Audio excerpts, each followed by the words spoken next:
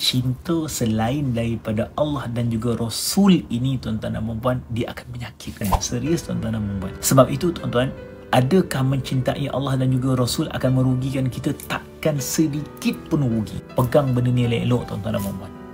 Sayang keluarga kita macam mana boleh, tapi berpada-pada. Sayang kepada anak-anak kita boleh, tapi berpada-pada. Sayang kepada kerja kita boleh, tapi berpada-pada. Iya, kita rasa sendirilah. Mana kawan baik kita dulu? Yang beria tuan-tuan kawan tu sampai tuan-tuan tinggalkan keluarga. Mana dia sekarang? Mana dia? Betul tak? Tak ada dah tuan-tuan. Last kali kita dengan keluarga.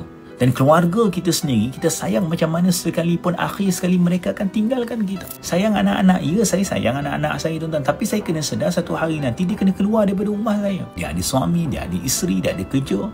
Saya tak boleh nak harapkan dia bagi duit kepada saya setiap bulan. Duit dia pun belum tentu lagi cukup. Tuan-tuan nak harapkan dia? Tak. Dia ada keluarga dia sendiri. Kita tak boleh tuan-tuan nak meletakkan pengharapan kepada makhluk sepenuhnya. Tak apalah. Kita dah jalankan tugas kita sebagai seorang mak, sebagai seorang ayah. Silakan. Kalau ada orang meletakkan, engkau anak aku, kau kena bagi aku duit tuan-tuan. Kalau tak, aku tak halalkan. La ilaha illallah. Ruginya kita.